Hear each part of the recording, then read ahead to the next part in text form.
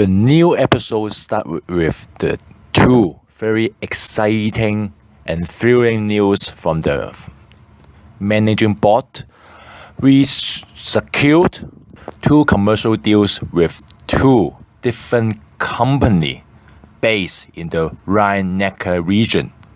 First of all, the Hoffenheim just announced that it is going to extend a commercial partnership with Benz by a year. Benz Baushof, which is completely different. Mobile giant Mercedes-Benz is a local construction material supplier. Benz has been associated with Hoffenheim dating back to 2007, when the club was promoted to the Bundesliga. Based in the Rhine-Neckar region, Benz offers a very comprehensive portfolio ranging from assembly to energy consultation. It somehow aligns with the club overall rationales in the areas of the energy and environment. Otherwise, we would not engage PreZero, the waste disposal company, to be our title holder of our stadium. Our long-term engagement to local operated and medium-sized family business, especially Benz Baushof I just mentioned about, is a very good step towards the sustainable development of the club. One would argue that, if we engage a bigger corporate like Volkswagen or even Mercedes-Benz, given that they have the room to support other teams other than the German national team or other big clubs, our image will be greatly enhanced. And so more and more soccer fans and business partners from overseas will know about Hoffenheim. This is right to a certain extent, but I really appreciate what the club are doing in terms of the ways to build up their image. I think it is really realistic to gather the support from the region in Sunshine and even to the adjacent cities like Mannheim. So please remember that this is a very easy and accessible way to untap the potential supporters. And those supporters will probably go to the PreZero's stadium bi-weekly. As you know, all the German soccer teams pay extreme attention to the root area because the soccer team belongs to the city, belongs to the region. So to have a very long stream of sustainable support, I would prefer the clubs, especially for ourselves, Hoffenheim, to engage the local business partner. We successfully engaged Benz, and recently we engaged another new business team partner, Real, the light alloy wheel company from the Bad-Dürkheim region. Is one of the world's leading supplier of our aluminum wheels for automobiles, and they are a very famous equipment manufacturer, extending their influence to other overseas markets, including USA, Mexico, Germany, and Poland. So this could be another opportunity for Hoffenheim to extend their brand to the other side of the world. Instead of presenting ourselves directly to the other soccer fans from other countries, the deal with Real would be a very efficient way to get ourselves to expose to other markets. So I really hope this win-win situation, the sponsoring partnership, will continue in the foreseeable future for Hoffenheim. But to the teams, it has not been a very brilliant 2 weeks for us.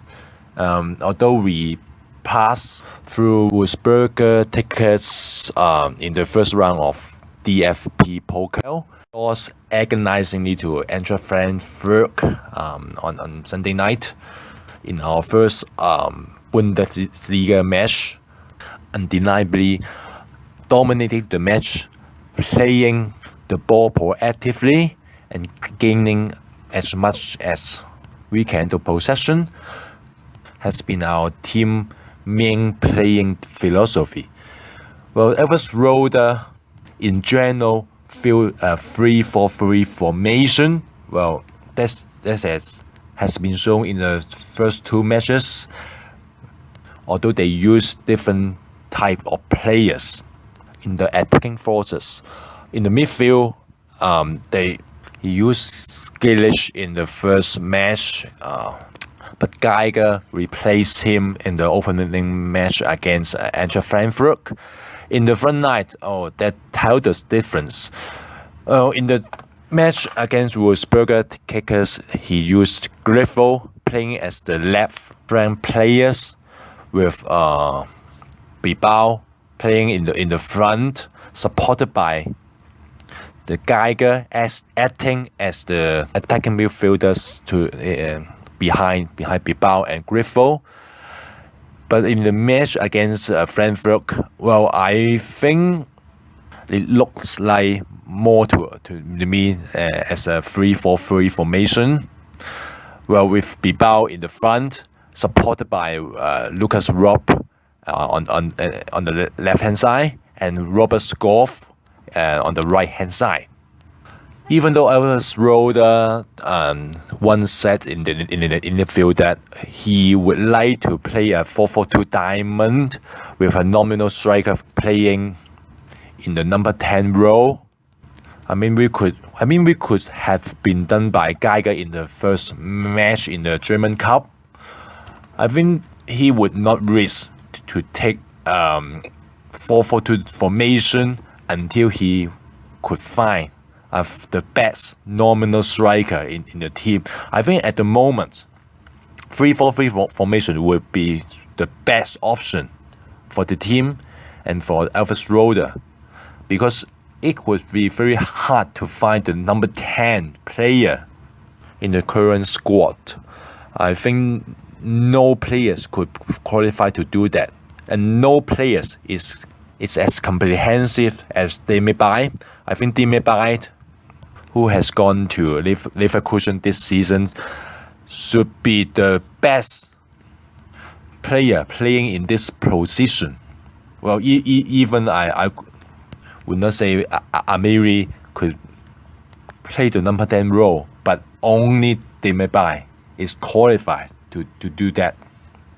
So according to the current squad that we have, we could only use a lot of utility players, but not the omnipotent players that we have before.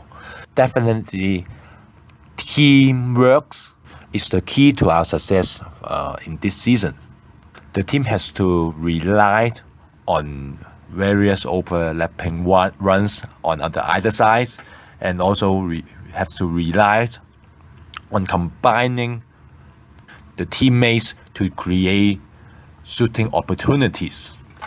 So from this perspective, no one is unimportant to the team, and no position should be left out in the team. If we lose the left wing back and right wing back, which is very crucial to the build up of our attack in various situations, it could be proved fatal to our team results. In the match against Wolfsburger Kickers, it looks not bad in the front, especially using Bilbao as the pivotal point, and he could make his own opportunity. And Geiger is somewhat also active in the midfield areas. But what is crucial to our failure in the second half was that we were left open at the back. We performed badly at the back. Our defensive line create a lot of chances for the opponents, either the pace or the heading powers. Otherwise, we will not concede the 2 goals in the middle of the second half. Even though we dominate the possession, we did not create a lot of chances. Of course, we do not have Bilingual in that match, but it's just quite lucky for us to get away with this. Thanks to the super performance from Baumann once again in the penalty shootout. But the luck did not last to the opening lead match, and we conceded a goal immediately after the start of the match.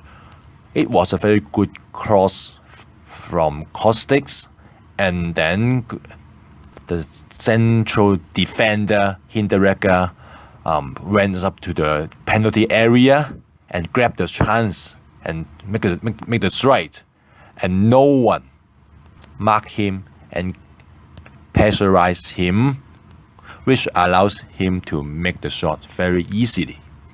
Well, it could be a matter of concentration, but how about the remaining time in the match? Well, to be frank, we did not perform very good in the first half, even though we create some chances, especially the goal being overruled in the 14th minute. You could say we are lacking a bit of luck because the strike from Geiger were not being deflected or interfered by our own players. Although 2 of our players were in the offside position, but they never participate in making the shot to the goal. Well, the latest decision of rule of game could explain why it is valid, but in my opinion, the goal is valid. So this is lacking a bit of luck on our side. But apart from that, we did not create a lot of chances. Well, we saw that our team was paying our effort to the right flank and left flank areas, especially a lot of overlapping runs was initiated by Suba and Quarterback, and in various occasions, I could see Robert Scott playing as a in the right half space, allowing Quarterback to make the overlapping runs on the outside. So it made Robert Scott to dribble into the vacant space and try to force open shot save from the goalkeeper, but the successful rate of conversion was not high. Either the return pass to Robert Scott or Robert Scott himself trying to thread a pass to Bilbao was not very successful, and somewhat the chances were raised. So it suggests that Robert Scott and Quarterback could have been better, but much better performance should be expected from Suba and Rob. Rob was playing in the inside left space, allowing Suba to play all the way on the left flank area, but Suba was not good enough to make the dribble, to make the run down the left hand side, and even he was not even often cutting to the open area. I mean the left hand side near the area to make the shot. And in the second half, Elvis Roder tried to improve the team performance by introducing Bilingual, Griffo, and the latest new signing, Seko, who came from Salzburg Red Bull, and he is a box-to-box midfielder. The introduction didn't alter the original formation, and the fully recovered Bilingual and Griffo didn't cause a lot of problem to the opponents. at their standard. Griffo was very inactive and our radar for the last 15 minutes after the introduction, and also for the fully recovered Belfodil. Well, sometimes he's reached the position with Bilbao, but still could not find a lot of shooting opportunities in the penalty areas. And when he compared him to Robert Skov, I didn't see the difference on the field. Well, it is supposed to be a much better one when Belfodil and Griffo were introduced on the pitch. However, the interplay and the key teammates combination was not quite successful in the opening match. Well, we have to look into the main problem. It is in the midfield areas.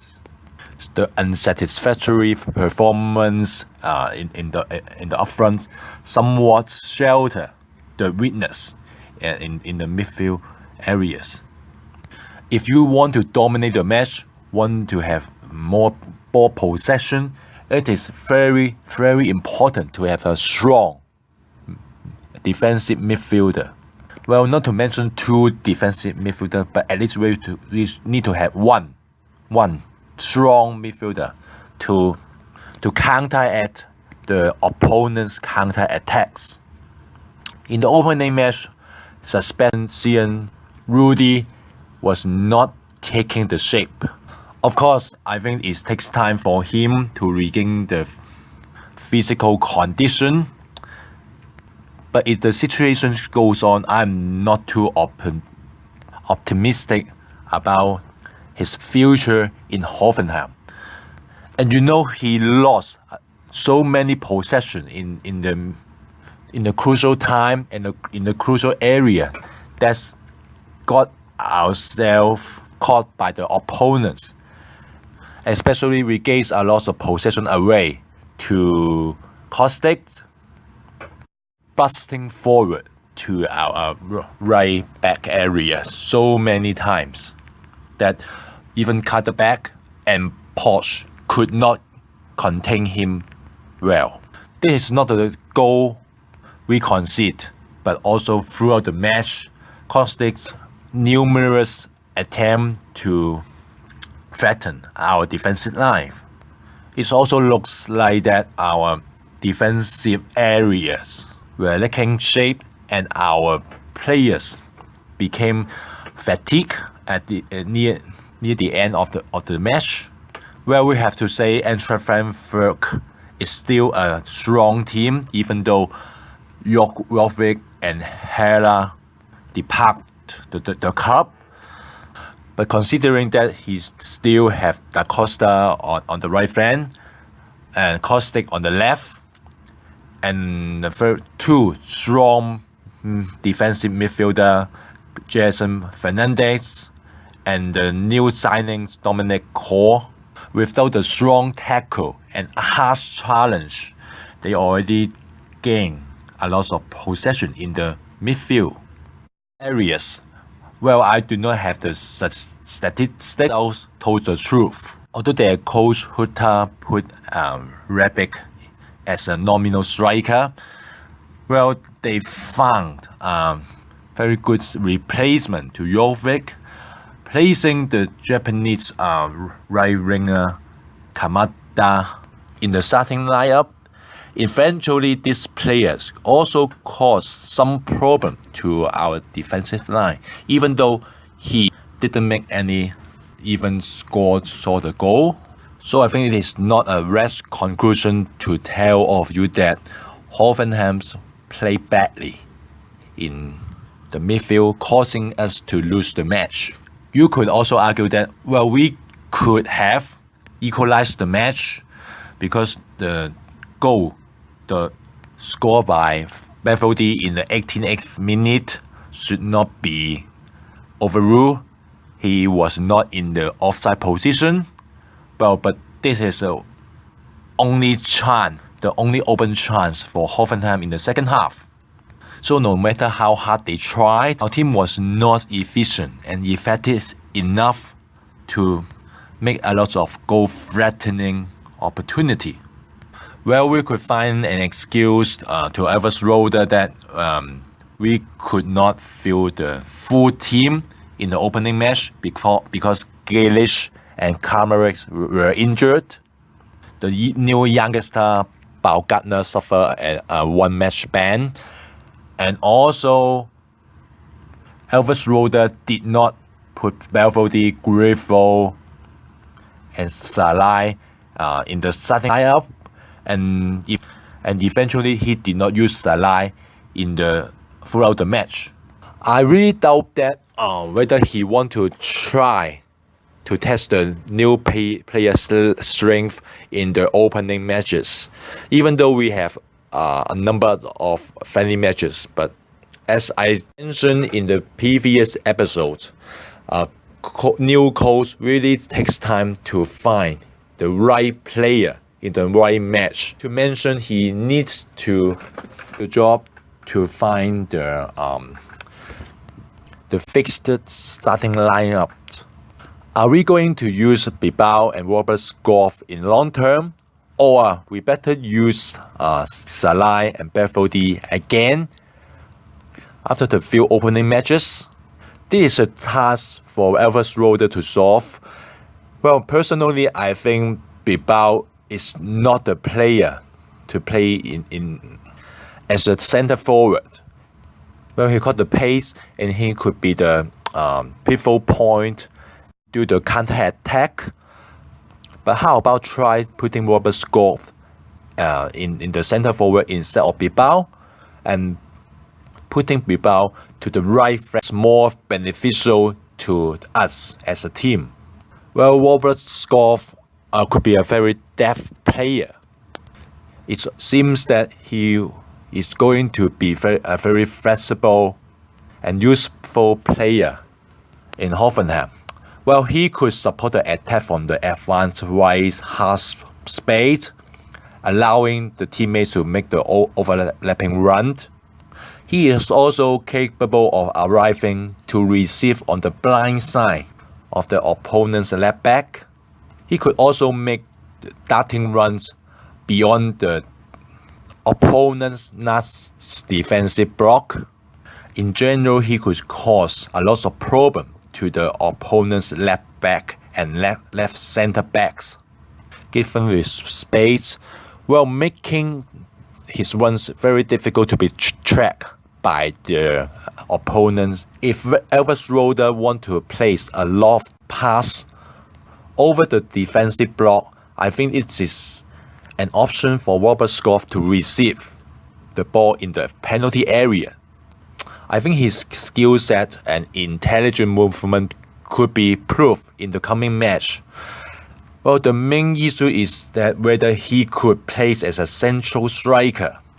Well, as you know, he scored a lot of goals for FC Copenhagen last season, but the team rarely put him as a central striker, or even as a center forward. I think his strength and the characteristics worth a try. Well, the three defenders were better in the opening match.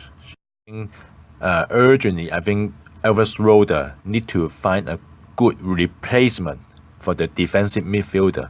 Well, we have Northfight, the injured Grealish, and the new signings Samaseku as a possible replacement to the unfit Sebastian Rudy.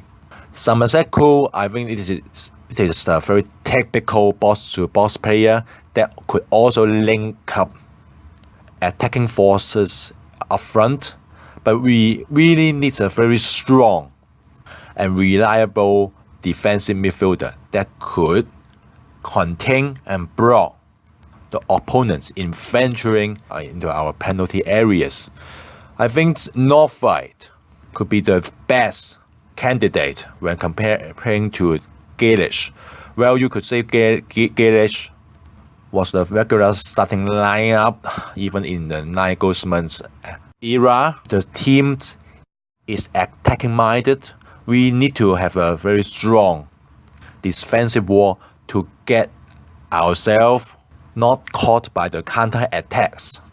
In the Bundesliga, a lot of teams could play a very good counter attacking football.